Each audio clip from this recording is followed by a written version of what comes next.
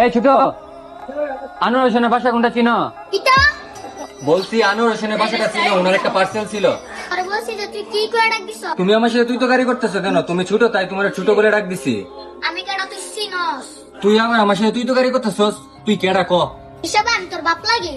বাপের এলাকায় কেন ঢুকছস? পারমিশন নিছস? কি তুই আমার বাপ লাগস? তোর এলাকায় ঢুকতে আমার পারমিশন নিতেইব? আরে তোর কানে নিজে একটা দিলে তুই সুজা দাঁড়াইতে পারতি না, আবার তুই আমার সাথে তুই টাহারি করতেছস। মন তুই চিনলি না রে, বুঝলি না রে, তুই মহান নেতার অপমান করছস। তোরে আজকে আমার যন্ত্রণা দামু, দাঁড়া।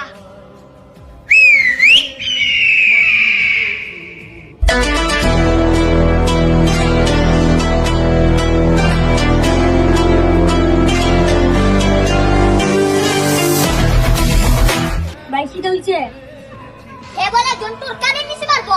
তুই করবি কর, তুই না আমার কই মারবি? জন্টু ভাই আমার মাফ করে দিন ভাই। ওলে লে লে লে লে, মাফ কইরা দে। তোর কলিজাটা সিরা ওজন করবো।